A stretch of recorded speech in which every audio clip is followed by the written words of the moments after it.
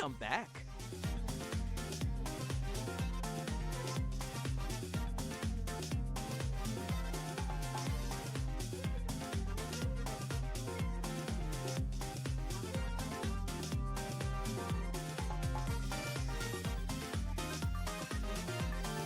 Welcome back. Hey. Yo, what's up, Ace Guru? My guy, what's up, you?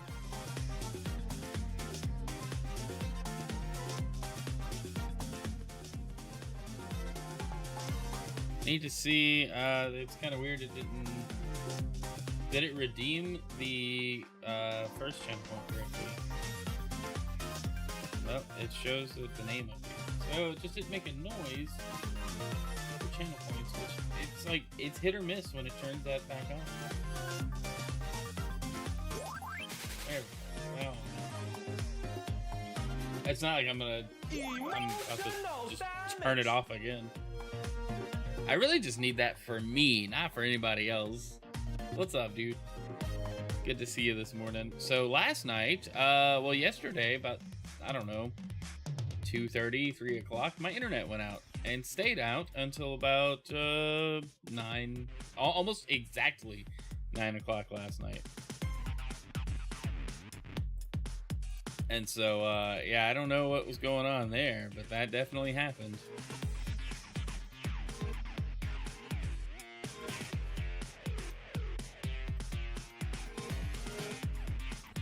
That's why we didn't stream. That's why I didn't stream last night, and then this morning I was cutting it close.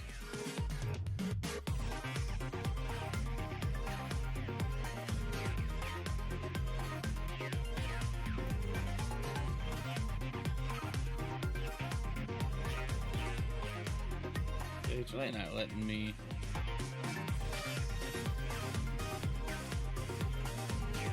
I heard it say the same thing. Yeah, dude, AT&T was like out. They had a huge outage. I kind of feel like it was due to construction. I feel like there was a big issue. All the construction going on right around our neighborhood, but like the outage map was massive. It was almost out your way on the map. Okay, well, I guess we're good to go. Everything looks correct. We good on YouTube? Yeah, we're live there. Let's go. Sweet. Good to see everybody this morning. Running a little late, but that's okay.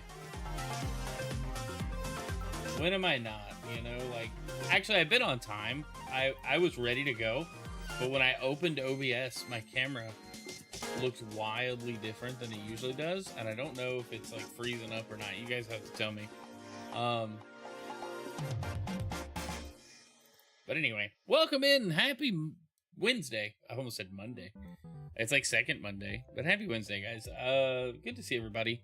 We got quite a bit to talk about game news. We got word of more layoffs.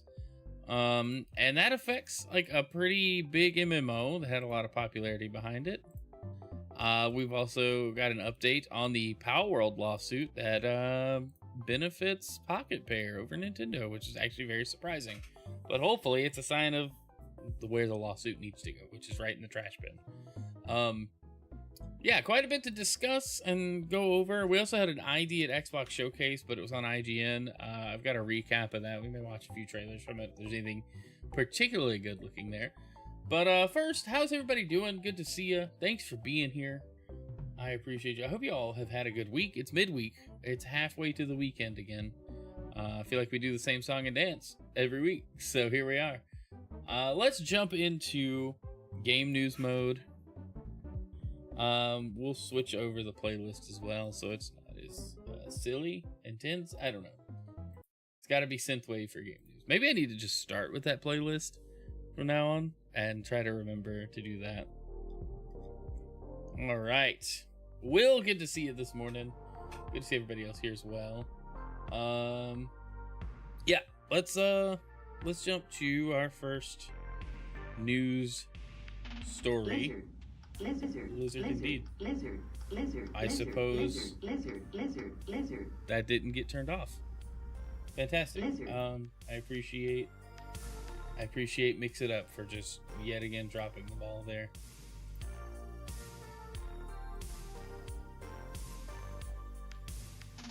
I don't think it turned off any of them. Oh my gosh, here we go. This is gonna cause a big delay because we can't have nice things.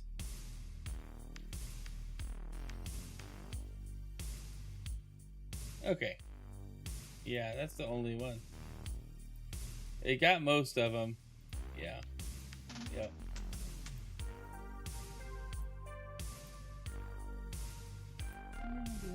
Let's talk about these layoffs. Just a second. I gotta turn this off. This is gonna bother me, and I have to remember to turn it back on. At some point. Let's see where we at. Goodbye. Also that one. The rest of these are fine for now. Alright, anyway. Alright, welcome to the game news. This is how we do it. We fumble around and then eventually get to it. Alright, anyway. Amazon Games, Twitch hit by layoffs, game development reduced. This is always a bummer, and it inevitably, I feel like every week, at least every week, for a time it was every episode of the game news, we were talking about layoffs and cuts, technology. Dang, dude, call me out. Anyway, Amazon layoffs, I don't know, it's kind of surprising, maybe not. But the impact, the quantity of the layoffs is very concerning. So let's read the article and learn a little more. Amazon is laying off more than 14,000 corporate employees. That's a very large number of people. Within those layoffs, Amazon Games and Twitch will be hit in some capacity. Bloomberg says, without going into specifics, that both video games and the cloud computing areas of the company will be affected. So AWS, I guess, interesting. Insider Gaming has reached out to Amazon to ask how many people were set to be let go from the gaming division and Twitch. As of publishing, a response has not been received. According to Jason Schreier of Bloomberg, the cuts would largely fall on its offices in Irvine and San Diego, as well as its central publishing division. The company will reduce the amount of work it does on big budget titles, particularly surrounding massively multiplayer online games or MMOs. It's disappointing. While we're proud of our successes in first-party AAA game development and publishing, we've made the difficult decision to halt a significant amount of our first-party AAA game development work, specifically around MMOs, within Amazon Game Studios, including making significant role reductions in our studios in Irvine and San Diego, as well as our central publishing team. An email sent by Vice President of Audio, Twitch, and Games. That's a lot of hats that person has to wear. Steve Boom to employees. Okay, so Steve Boom is the Vice President of Audio, which I guess is Amazon Music and Audible. I don't know. Twitch, which is okay. And Games.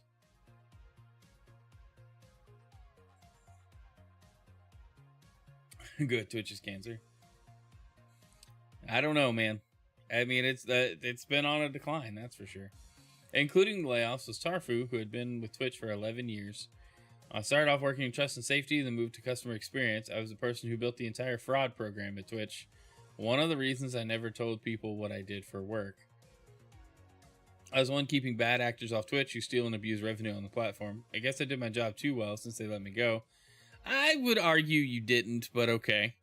But do I have some great stories of being there over a decade? I mean, it was there for 11 years. It sucks that people get fired and laid off and everything else. I don't think it's a I did my job too well situation. I think it's a Twitch is suffering situation. They've been on a decline for a long time. News of the mass layoffs was first reported by Reuters. The cuts would be, according to the outlet, the largest cut since 2022, when Amazon let go of roughly 27,000 people. This new set of layoffs would be the largest in company history, with impacted employees to be notified via email. These cuts come at a time where, there's no good time to lay people off, right? Layoffs, I think by and large, are, the easy way out for a lot of these companies, because they don't have to care about their people. And they don't.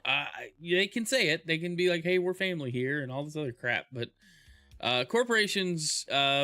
They serve their shareholders, let's be honest. And that's, the products they offer may be good. We may enjoy them.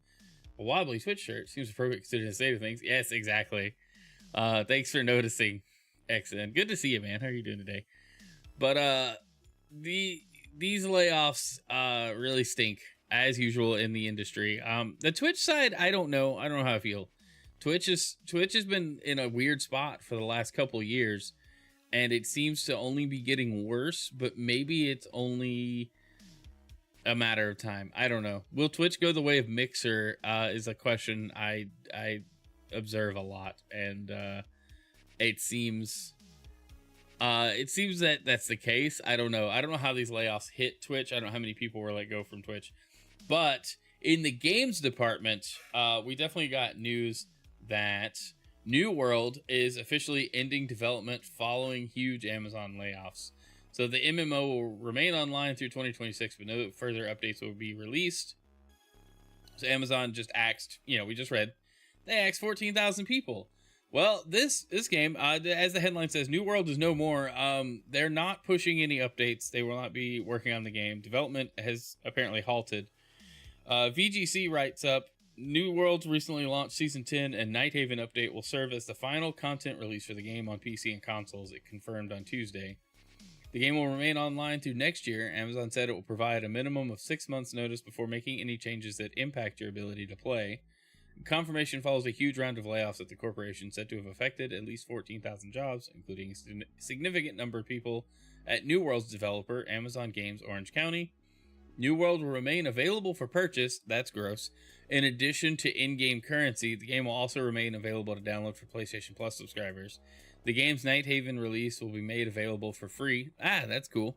After 4 years of steady content updates and a major new console release, we've reached a point where it's no longer sustainable to continue supporting the game with new content updates, an update reads on the game's website. In the coming months, we'll provide more details on what to expect and other essential information. Rest assured, our intention is to keep servers operating through 2026, allowing our community time to continue their adventures in Eternum.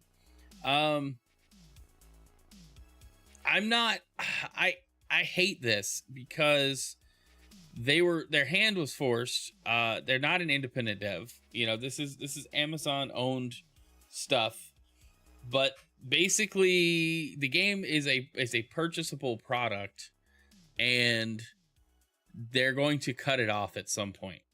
I guess the writing's on the wall for any MMO. Eventually it will end. Eventually you will not be able to play the game anymore. But I can subscribe to World of Warcraft. You subscribe to Final Fantasy.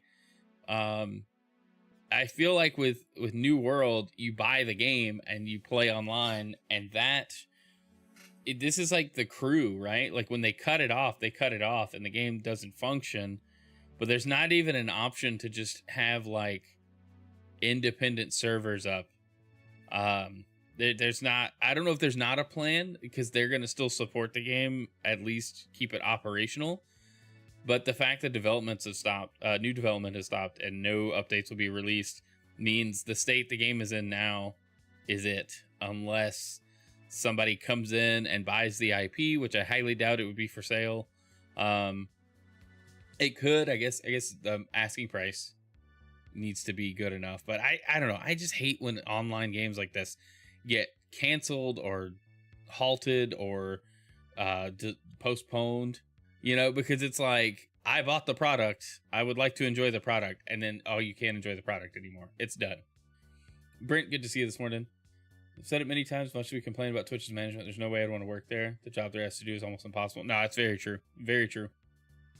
Thanks for your money. Here's nothing. Yeah, if that doesn't sum up the current state of gaming, I don't know what does, right? Like, because it's very curious how easily we've walked into a games economy where we're essentially buying nothing. We're buying absolutely nothing. It's just wild. Like, we get our games, but then they can just you're buying a license. You're essentially renting the game for a premium price, right? There's very little ownership. Thanks for that hydrate. I probably do need it, but like, it just stinks because yes, you bought a license for your Sega Genesis and NES games as well, they couldn't take them away. And now it's we don't support that game anymore. It doesn't work anymore. Yeah, see, I agree with that, Denolin. It'd be nice if online games that shut down would just release their full API. Then at least someone could run a server. I feel like that's the best approach. If you're not going to support it anymore and you're done with it, let it go. Let the community take care of the game then. Instead of whatever else, letting the game die or letting people have to reverse engineer the server code, which happens a lot. We've seen that on more than one occasion. I don't know what I'm trying to say. I'm kind of stumbling through this. I want to be hopeful, right? I want to be positive, a little optimistic, and say that at some point we'll come to a place in this whole live service environment where, if it gets taken down, we can just have a discussion about long-term support. Hey, the game's taken offline. We're not doing any updates, but here's the community version. Go have fun. You can still play. We just won't be supporting the big stuff anymore. And I think that needs to be a discussion. It needs to be a thing that happens, because the game is still playable. There's still stuff to do, right? Like, I don't know.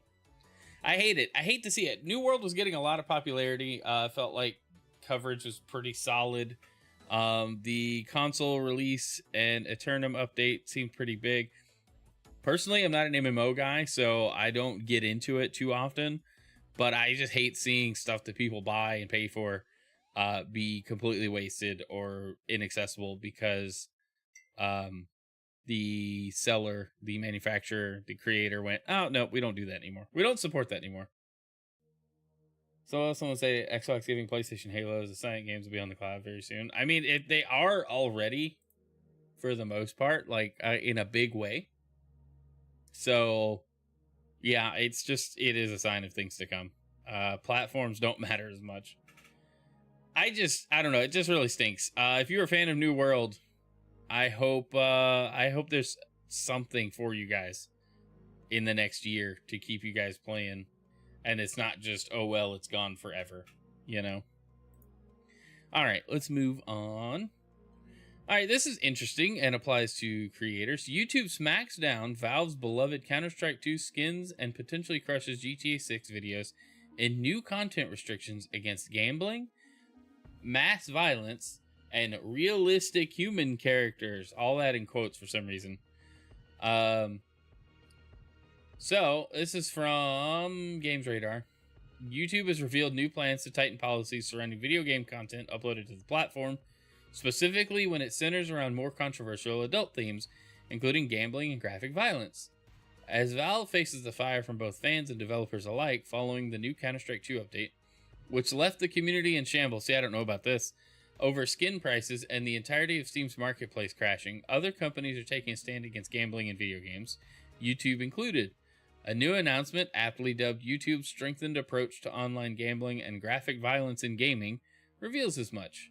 In it, Google explains its decision to change YouTube's guidelines. Our policies are designed to evolve alongside the digital world.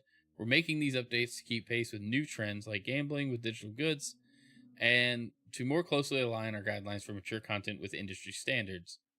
Interesting. An outline of the coming tweaks is then provided, starting with online gambling content, specifically within the realm of video games. Very wild. Hey, Dan, good to see you. Oh, please end the loot box era. Maybe this is it. Our current policy prohibits content that directs viewers to online gambling sites or applications that are not certified by Google. It reads, we're expanding our enforcement to now cover online gambling with additional items that have monetary value, including digital goods, video game skins, cosmetics, and NFTs. It's hard not to think of the ongoing Counter-Strike 2 skin fiasco and the $6 billion market that Valve's cosmetics created. We're updating our approach to casino-style games where nothing of real-world monetary value is wagered or cashed out, continues the announcement from Google. Content that depicts, promotes, or facilitates social casino sites will now be age-restricted. I think that's fair. I don't see anything wrong with that. My bad, dude. I said the keywords. Counter-Strike 2 isn't the only game in question here, however, nor are features like gambling and casinos. Titles like Grand Theft Auto 6 could also be affected by the new YouTube policies. That's because they're attempting to tackle graphic content like depictions of violence, especially when it involves realistic characters. In addition to our existing guidelines around graphic gaming content, we will age restrict an additional small subset of video game content featuring realistic human characters that focuses on scenes of torture or scenes of mass violence against non-combatants, as stated in the new policy post. YouTube will consider several factors when reviewing this type of content, though, like duration, prominence, and, as mentioned before, the inclusion of realistic human characters. It's safe to say games like GTA 6 don't exactly hold back when it comes to violence, and their characters are certainly realistic, especially when you consider its impressive new visuals, which add detail to everything from blades of grass to, well, people. As for how this will play out, YouTube expects that most channels will experience little to no impact. Any content uploaded before November 17th, which seems to be the date the new policies are officially rolling out, might be removed or age restricted, but may also be edited ahead of time. Here's hoping we still see plenty of GTA 6 videos floating around later this year and beyond, although I could do it less Counter-Strike 2. That's fair. A weird opinion while reporting the news, but sure. So I think that's overall a net positive, but I don't know that realistic human characters can be stretched a good way. I mean, Fortnite content could be restricted heavily, right? So that means any clips or streams or gameplay videos of you just playing Fortnite Battle Royale, which is one of the least offensive in terms of like shooters I could think of, because nobody bleeds, it's not really like super violent. It's barely violent. It's, you dissolve into pixels when you die, you know, like that's the safest, cleanest approach to shooters I've seen, next to like Splatoon, where you're not even a person, you're just a little squid thing. Let's see, I like cosmetics and buying stuff in games that makes things more interesting. It's the gambling part I don't like. Hey, Gio, welcome in.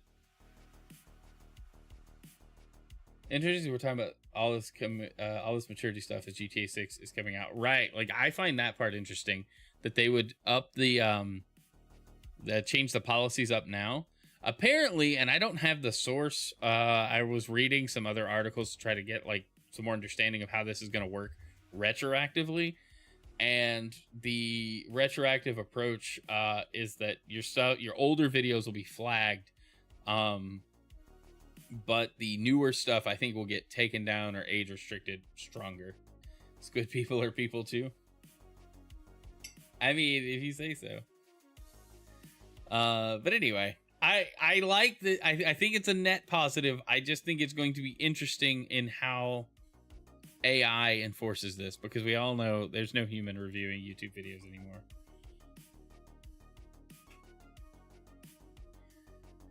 Yeah, welcome in, dude. Good to see you. Thanks for stopping by the stream today. We are talking about game news and scrolling through articles and making commentary.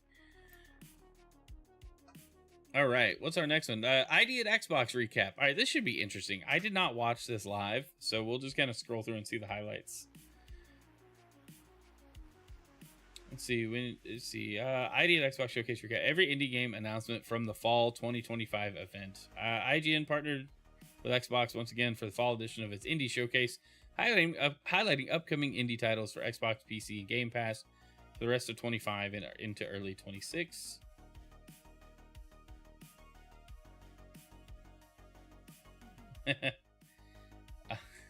Excellent. Now that's exactly what's gonna happen. It's not gonna mess anyone up. It's gonna mess everybody up. All right, let's take a look at this recap here.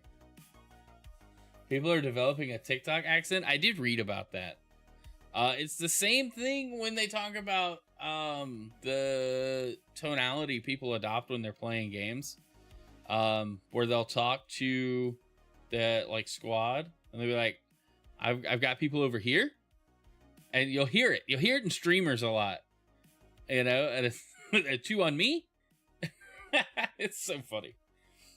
Anyway, all right, let's look at this first one. I don't want to watch the trailer. This looks spooky. Agni, Village of Calamity. Terrifying new horror game. See, I called it. From Indonesian developers Sapara Interactive, this cinematic psychological horror centers around Agni, an investigator who's defied orders to venture into a remote village shrouded in dark mysteries and a cold atmosphere. Neat. Darkwood 2. All right, they went all spooky games. That's what it feels like. Unaliving and the other YouTube keyword dodging is so stupid. Yes, it's also like on TikTok, you can't say Twitch or YouTube or they limit your reach, which I'm on TikTok live right now, so it's probably limited. That's probably why nobody's watching, because I said the magic words that limit your reach. So it's just kind of like, yeah, thanks for telling me. Darkwood 2, that just looks scary. I don't even want to know. Don't Fret. First-person psychological horror meets music puns, and Don't Fret, coming soon to Xbox Series X and S. Plays a guitar named Fret, but if I am Fret, how do I don't fret?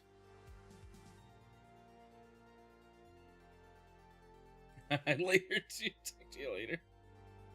All right, excellent. Have a great day, man. Thanks for stopping by. Will, thanks for the work alert. Have a good day, man. Enjoy your call. All right, that looks interesting. Puppergeist. Can I pet that ghost dog? I kind of want to watch this one. Do we want to learn about ghost dogs? Hey, Geo to the max. Thanks for the follow. I don't know. The alerts are so jacked up in game news mode. I don't understand what's going on. I got to fix it. I just need to sit down and fix it. I kind of want to know about Puppergeist. Let's see if we can watch it real quick.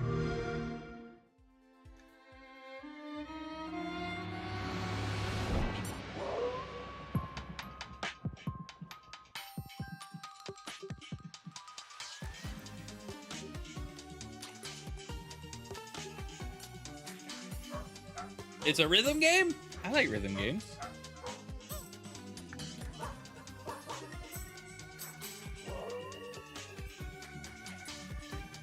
Seems polite for a demon. Demons are not polite. Then again, I guess you're playing as a witch, so there is that.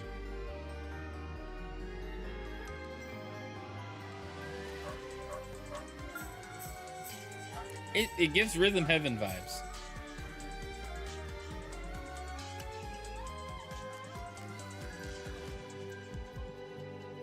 Aw. Uncover each Pepsi in the story. Oh no. I didn't expect a rhythm game. That looks adorably deceptive. Like it's cutesy little graphics, and then you're gonna be sad. All right, 33 Immortals Pride and Temperance update. I don't know anything about this. So I'm gonna move on. I mean, it looks cool, but I don't know. It's a cute trap. That's what it feels like. Oasis? Best dungeon brawler? All right, let's see. I'm already interested in this gameplay.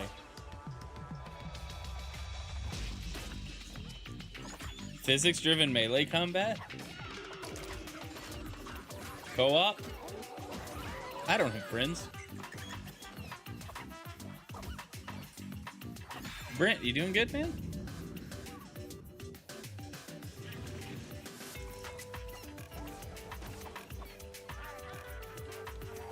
Ridiculous journey.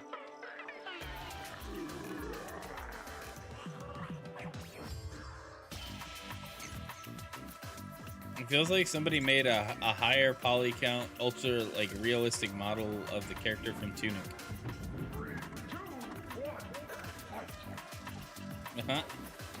This actually looks kind of fun. I'm not gonna lie. I like the way this looks.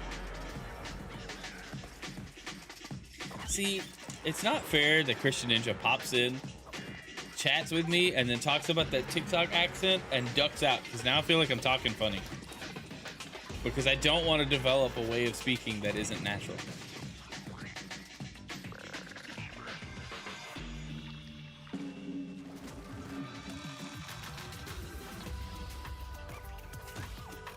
This looks cool. Like, does anybody else think it looks cool? Maybe TikTok just mimics your region.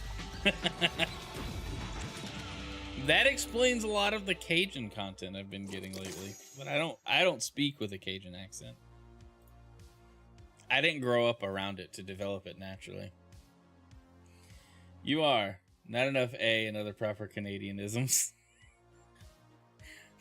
I'd apologize, but then that might mislead you into thinking I'm somewhat Canadian. And I don't have a Texas drawl, except when I do. Dude, sometimes it comes out. Sometimes it comes out. Ungodly. I don't know if I want to watch that. Dark fantasy RPG where players can choose one of more than 20 primals, each with its own skill set and abilities, challenging players to tackle a variety of enemies in a sprawling broken world. I'm good. Planet of Lana 2, Children of the Leaf. I'm okay. Seems cool. Aphelion. Don't know how it's back. An all-new sci-fi adventure. Players tasked to survive an uncharted planet with astronauts Ariane and Thomas. The two have been separated and must find each other by traversing a frozen planet under threat from dangerous anomalies. An inky black beast stalks the player as reality itself shifts. That seems kind of neat. Spooky. Kind of neat. Indie selects. Says games that are already out. Vampire Survivors. Antichamber. Ooh, okay. I actually wanted to kind of check this trailer out. Vampire Survivors is addicting. And now it's getting a Balatro update. Came to TikTok to see your framing. You're smarter than I am. I would love to go over my setup with you, dude. It's very simple. But deceptively complex.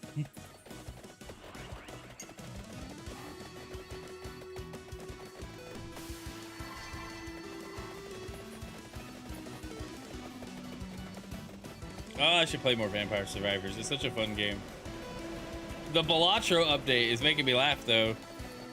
They did a good job with it. Anybody like Vampire Survivors? I thought it was great.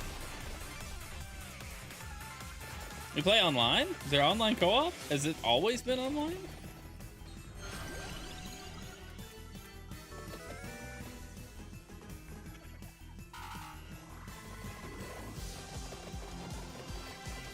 Ode to Castlevania? That's cool.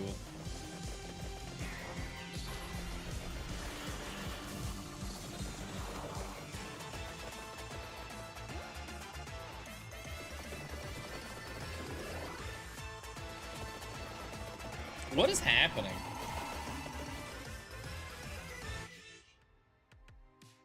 That looks cool. What was that last bit? 2 more DLCs. Stop! 2 more DLCs coming. Interesting. Nintendo Switch and Epic Games Store on October 31st. I need to actually... I was planning on Game Pass. I need to actually buy the game. I don't pay for Game Pass anymore. It got too expensive. DayZ Badlands. Alright, not interested. Super Ball. What is this? Rocket League like soccer game with cyberpunk aesthetic and superpowered characters instead of cars. Alright, let's see. If it's super duper sports, I'm gonna be really bad at it. I'm bad at Rocket League.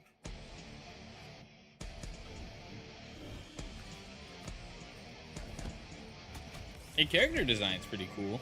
Like, I like the variety and colorfulness.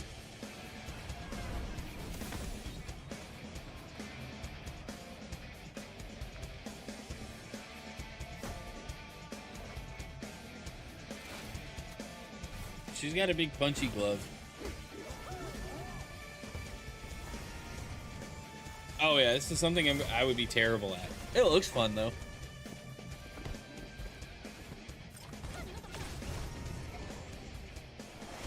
You got like special moves? That's cool.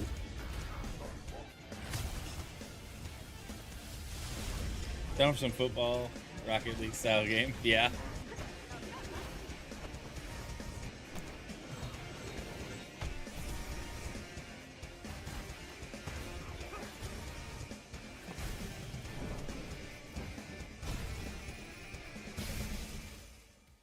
Super Ball. That was cool. Invincible versus Robot and Monster Girl. Don't care about that. Sledding game. This looks like one of those cozy kind of adorable games that's just gonna make you laugh. It literally looks like about sledding and hanging out with friends called Sledding Game. Okay, have you seen? Pretty much exactly what it sounds like. Excuse me. You just sled with I'm your sorry, friends. I totally crashed there. Fight me? Yeah, let's go. You can race, you can do cool flips and stuff, and when you crash, there's some fun ragdolls, because how can you not love rag? All right, anyway, what is going on? I totally fell apart. Anyway, have you guys seen the argument about they're calling it when somebody like releases a game, a trailer for a new game, or just releases the game, I guess, and they're like, yeah, it's a game about doing whatever task and hanging out with friends, and now they call it friend slop. Is apparently the name of the genre, because it's all just mini games, but it's like you don't like playing video games with friends? Is that your argument? You don't like being social or doing silly tasks with your friends? Like, what's the deal? Anyway, Ragdolls. You can also talk to people using proximity chat. All right, I'm gonna put it all on 23. That's all?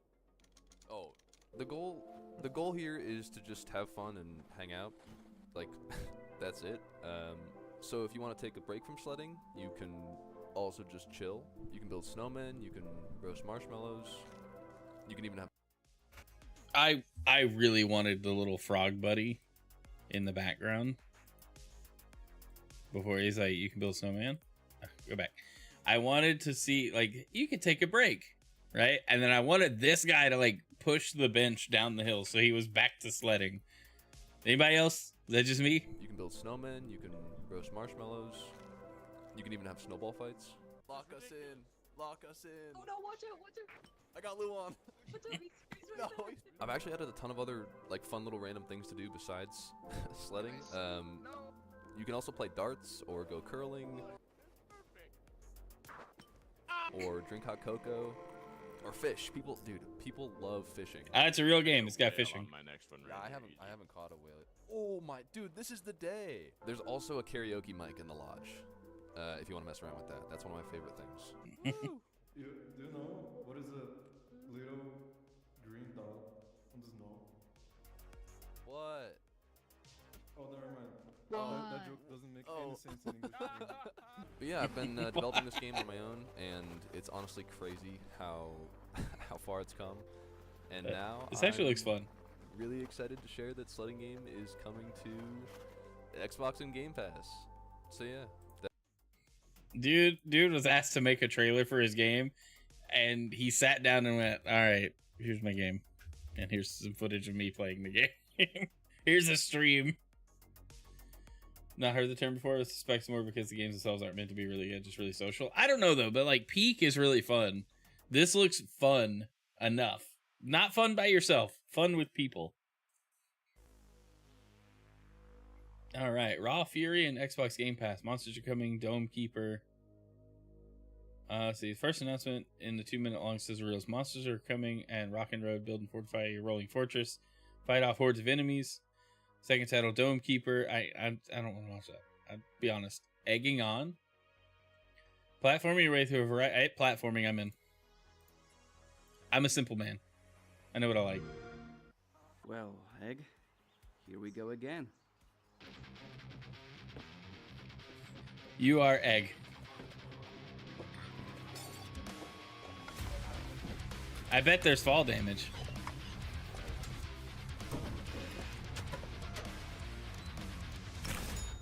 Oh, that was ugly. You'll do better next time.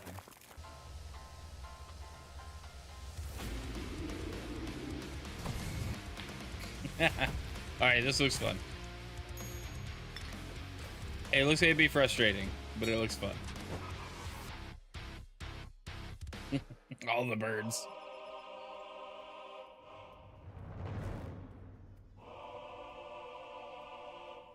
No, thank you. No, I'm good. I'm sorry. That was tough. Shall we try again? Alright, that looks pretty good. Over the hill? Let's see what that is.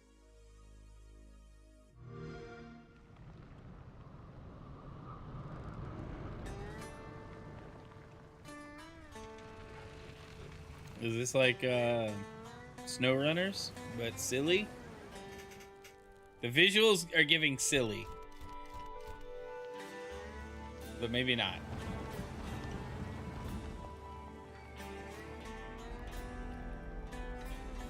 More artsy, now that I've seen more of it.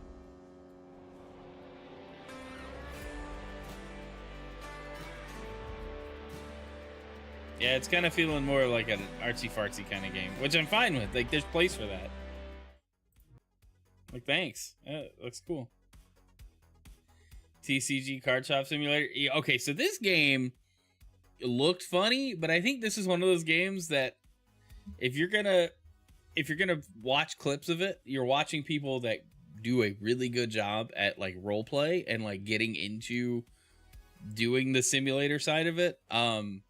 I bought it and played it. I did one stream of it and I nearly fell asleep while streaming because I was just very bored with the tasks and the loop. Watching the game, hilarious. Playing the game, totally different story. Also, simulators are just not my thing. So I just didn't get into it. All right, task time. Oh, this is colorful. I'm clicking it.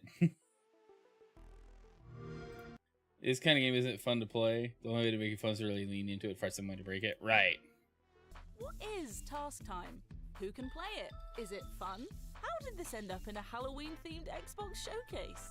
We will answer some of those questions and more right now. Task Time is a chaotic party game for up to 8 friends. Or, if finding 8 friends proves too tricky, 3 friends, 2 colleagues, 1 confused grandparent, a well-timed delivery driver, and that guy you're friends with on Xbox whose identity you forgot years ago. Are you a distant cousin? Did we meet on Gears? Who are you? Across 6 glorious rounds, the aim of the game is to complete the tasks, finish top of the leaderboard, and subsequently rub it in your delivery driver's face. The tasks aren't always as straightforward as it seems, however, and include such randomly generated gems as hit other players to score points. Everyone plays on a 90s handheld. Keep your A and Z as far apart from each other as possible, but everyone moves like a tank. Hit other players to score points. This actually looks great. Everyone uses a selfie stick. From some of the people that worked on Gang Beasts and Fall Guys, Task Time is coming soon and promises to be your new favourite friend slot. Ah, see, friend slot. She said it. She said it. Your new favorite friend slot. Oh, I love that came up. I feel vindicated. I didn't just make up something. It is a real thing, and I am here for it. That looked fun though. Would that not be a fun like collab stream, Denalid? That's where my mind goes. Would this be fun to stream with people? I think I'm gonna get it, and we will have task time. When does it come out? It just says coming soon. All right, fine. Mouse PI Detective for Hire. All right, this game looks cool, but it's probably a little graphic. It does come out next year. Got pushed next year. I think it'd be a fun stream once. Yeah, agreed. And I guess that's it. All right, cool. Well, that was a cool showcase recap. I'm glad I didn't watch the whole thing. I would have been disappointed.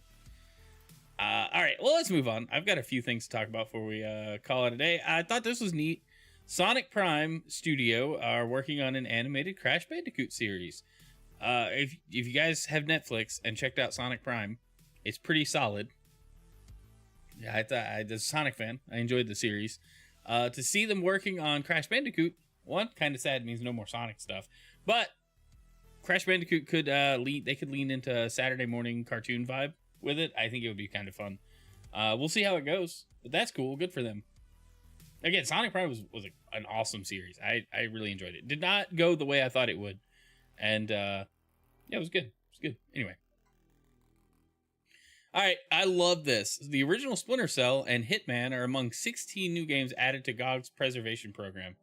The OG Splinter Cell holds a special place for me, just in terms of gaming and just where it reminds me of what I like when I shifted away from, not away, but I added more mature games into my like gaming portfolio of things that I like to do.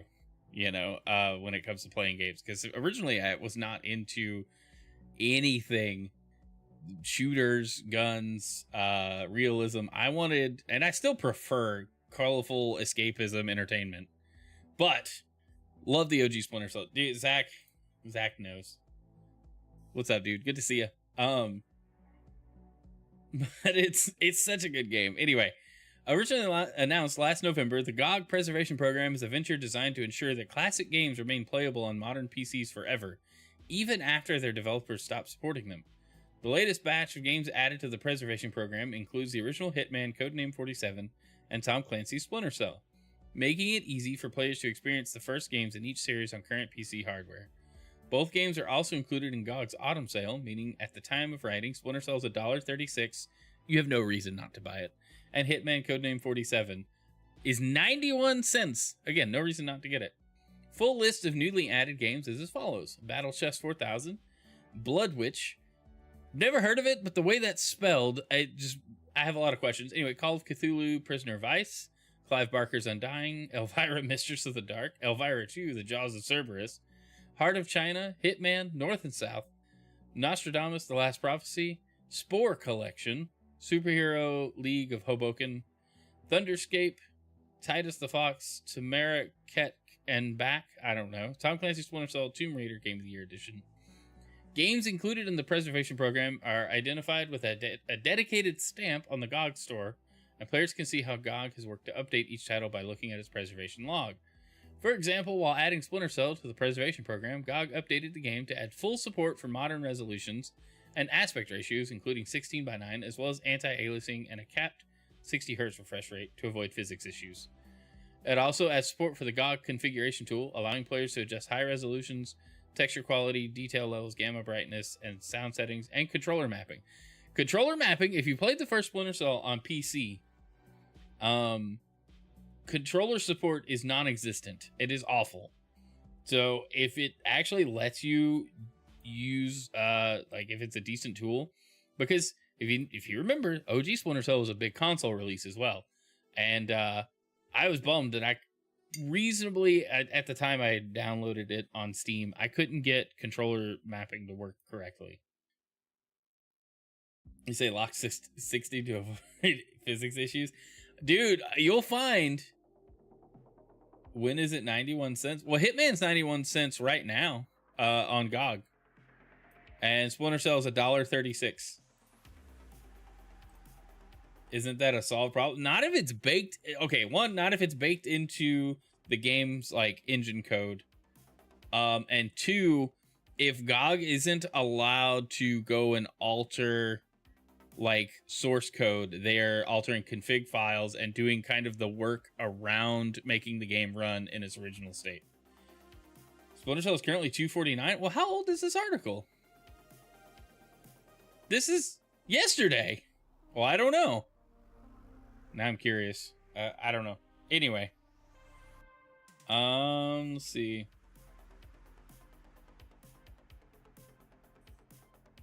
That's pretty cool.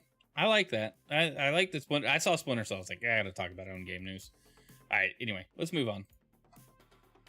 All right. Let's talk about Palworld. We got a quick update towards the end of the episode. Nintendo's patent relevant to Palworld case has been rejected by Japan's office for lacking originality. What happens next? Japan's patent office rejects key Nintendo patent. I love it. All right. Nintendo's ongoing legal campaign against Palworld developer Pokopia has hit another roadblock. A key patent in Nintendo's Monster Capture family, one that sits right between two patents currently being asserted in the Tokyo District Court, has been rejected by the Japan Patent Office. The decision cites a lack of inventive step, pointing directly to older games such as Ark, Monster Hunter 4, Craftopia, Kantai Collection, and Pokemon Go itself as examples of prior art. For Xbox players following the saga, especially fans who jumped into Palworld on Game Pass, this new twist adds even more weight to Pocketpair's defense. It reinforces the argument that Palworld isn't necessarily copying Nintendo, but rather is inspired by and builds upon decades of established game mechanics. A tangled patent family tree. Alright, yes, okay. The latest report from GameSpray breaks down the significance of this patent rejection in relation to the Pokopia case. If you look at the official JPO patent family chart shown above, you can see how interconnected these filings are. Well, that's just a tree.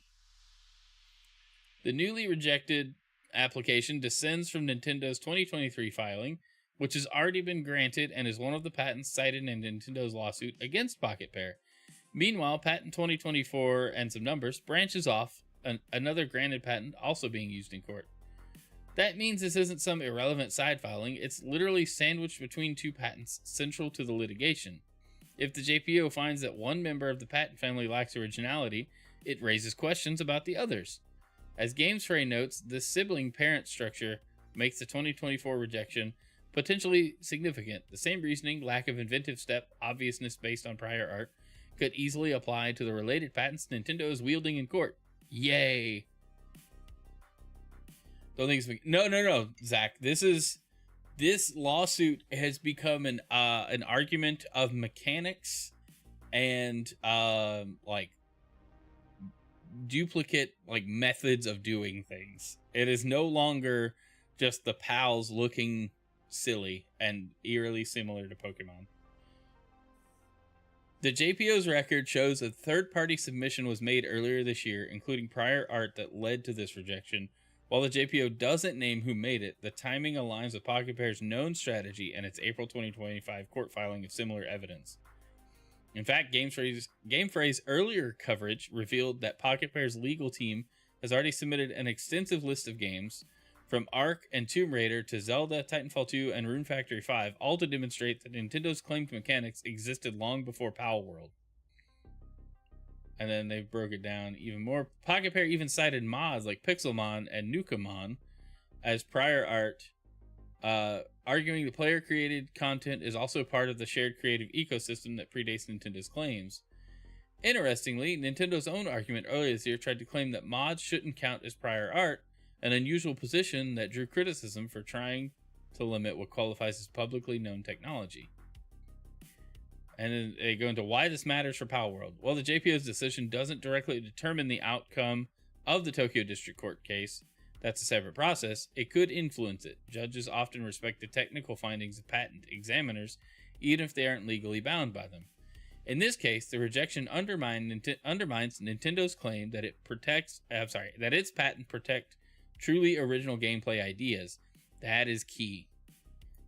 When Japan's own patent authority says otherwise, that argument loses credibility fast. The ruling also puts pressure on Nintendo's third patent in suit, which, according to previous reports, has already been modified mid-litigation. That should not be allowed. A sign that Nintendo's getting desperate. What may also be relevant is that it was recently leaked that Nintendo may be working on its own Pokemon spin-off featuring gameplay elements similar to Palworld's survival style. If this turns out to be true, it could explain why Nintendo's pushing so hard to secure broad control over mechanics that suddenly look marketable again. So what happens next? Nintendo now has 60 days from the October 22nd notice to respond. Nintendo can submit amendments to the patent claims or argue why the examiner's conclusions are wrong. If that fails, Nintendo can appeal, which would potentially drag the process into 2026. The main lawsuit against Pokepair continues at the Tokyo District Court, but is getting increasingly shaky. If more Nintendo's patents face rejections, it could drastically weaken their case. Whatever happens, this development shows that Pokepair's defense strategy, built on citing prior games like Ark and Monster Hunter, is paying off. So that's like really good news, because it shows, at least from what I understand, and I'm not a legal guy, I have no idea how patents work in Japan, much less most of the system in the United States. But what I've read and what I've been seeing is the way Nintendo has been modifying and changing things and adjusting things is not a good look. And then two, this rejection of that one patent can bring into question everything else, like all the other patents that have been granted. That's awesome, because I like Nintendo. I like Pokemon. I don't mind if something else comes out to compete with it or is inspired by it, because that just should drive Game Freak and Nintendo to make better games, right? Like, that's what we want. That's what competition's supposed to do. So that's why I like every time Nintendo files a lawsuit, it's just like, what are they doing? You know, are they really protecting their IP, or are they trying to crush competition? And this definitely feels like they're trying to just crush any sort of competition that they don't like. So good news. I hope this ends that lawsuit quickly. Probably not, but we'll find out. All right, what else do we have? Oh, okay. So recently there were some interviews done about Super Mario's recent anniversary and the 40th anniversary, and they were talking about what they think Mario will look like at its 100th anniversary. So the original Mario Bros. Team, including executive fellow Shigeru Miyamoto, executive office Takashi Tezuka, and composer Koji Kondo, and SRD president Toshihiko Nakago, discuss the past and future of the series in a special Nintendo Museum book to celebrate the game's 40th anniversary. One segment of the interview asks the four creators if they think Super Mario series can remain popular up to its 100th anniversary in 2085. Yeah, that's a long time from now. To which they agree that the series will need to continue to evolve to maintain its relevance. One might think it would be a miracle if Mario was still here after 100 years, since we make things while not knowing when our players may get bored with them, says Tezuka, transcribed by VGC. If it's not fun to play, you'll get bored, and I'm always thinking of how to keep it so that something like that doesn't happen so that people keep playing. Different times bring different kinds of fun. What Mario can do now is completely different from when we started out. I want to continue making things people find fun to play, including the actions you do, by changing things little by little.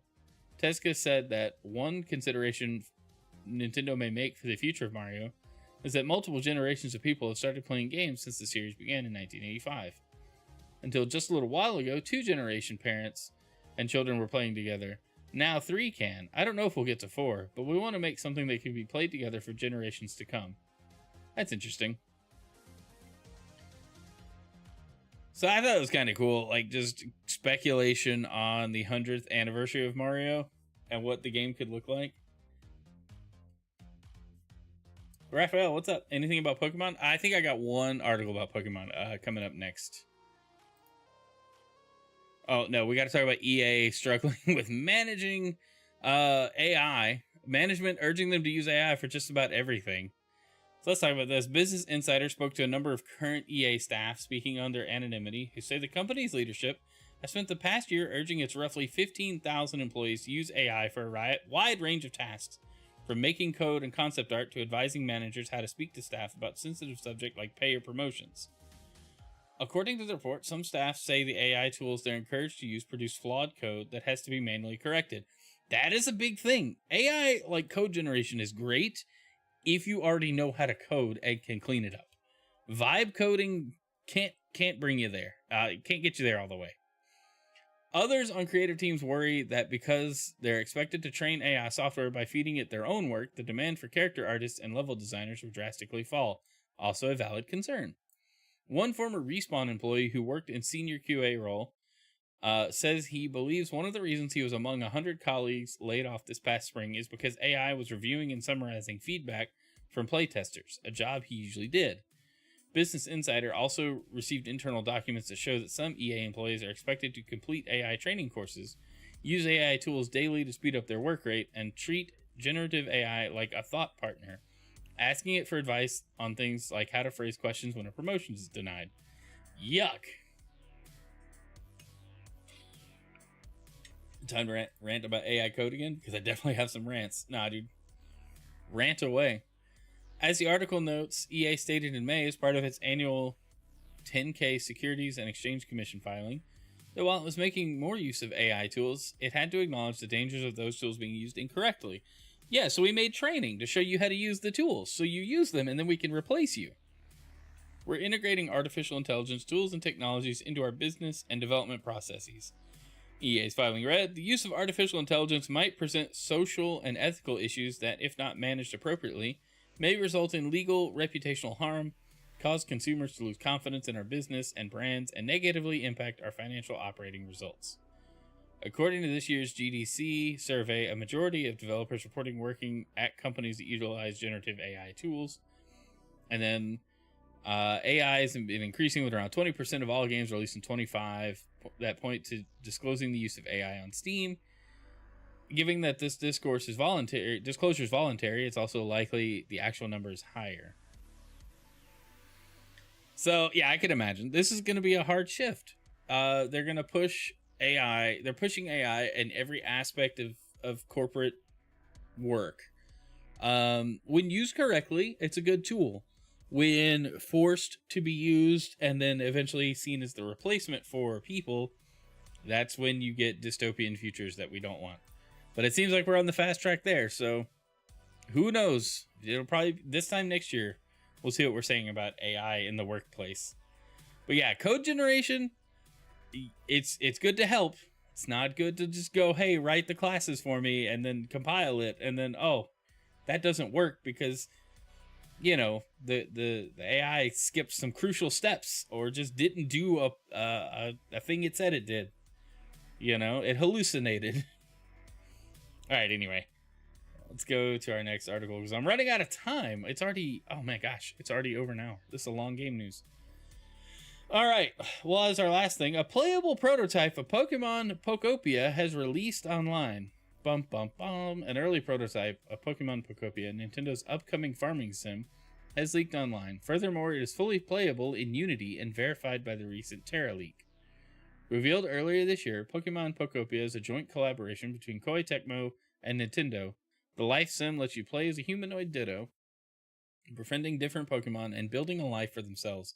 With crafting and farming, the title is one of 2026's most anticipated games. However, it seems an early playable prototype of the title has been leaked, as well as information regarding its development. A complete, it's from Central Leaks, so I guess it counts. Terra Leak, a complete unreleased prototype of Pokopia, has been found, and we have the full Unity source code. Pokopia originally looked a lot more like Stardew Valley than Minecraft. You would assign your Pokemon to build and harvest resources. I don't know if I should watch this video or not. The leak first came from Rydog E, who was then verified by the infamous Centro Leaks, who previously revealed much of Pokemon's future with the Terra Leak, like Gen 10. In a Twitter X post, Rydog captured in-game screenshots and footage of an early prototype of Pokemon Pokopia. Centro Leaks then posted video footage of an early prototype seen above, and linked the apparent source code of the prototype, allowing anyone to play it on Unity. The leaker also claims that the project was originally all Game Freak before being outsourced to Koei Tecmo. As you can see from the leak, Pokemon Pokopia looks quite different than what was revealed this year. Instead of the 3D style we know, it's entirely pixel art, similar to Stardew Valley. Early reports mentioned that the game was originally a Nintendo Switch 1 title and a successor to Pokemon Let's Go from the Terra leak. Fans online have expressed enthusiasm over the art style and visuals as it feels reminiscent of older titles. While knowing this is what the game could have been, it does seem like if this is what the final product will play like, it'll be a great one. Interesting. I don't know if I want to watch this or not. I kind of do, but maybe not on stream. That kind of sucks that this leaked out so early because, you know, it's gonna set expectations, and a lot of the mechanics and stuff in here probably have changed. I do like the pixel art approach. I think that looks pretty cool, just from this screenshot. But I don't know. Weird that it leaked out so early. Anyway, all right, guys, that's all I got time for today. I appreciate you hanging out. We'll turn news mode off and hang out here for a moment. But I hope you all have a good day ahead of you and some cool stuff planned. That's it for the streams this week. I will not be streaming tomorrow. Next week should be a normal-ish week for streams. I believe we'll be able to come back to Tuesdays and Thursdays, but we'll see. But we're finishing up softball this week with my kid, so that takes that gives us some of our midweek streams, evening streams back, and yeah, it'll be a good time. I'm looking forward to it. All right, we're gonna find somebody to raid. While I'm looking, who do we go to? Who do we send it to? I don't even know. GCG's live. Dvoraya is live. Let's send it that way. I can never say her name correctly. But anyway, all right. I love you guys. Y'all have a great day. Wherever you're watching, hit the follow button. Welcome back. Like the stream, share it. I appreciate it. And we'll see you Friday morning. That's right. We're streaming Friday morning. So see you then. Bye.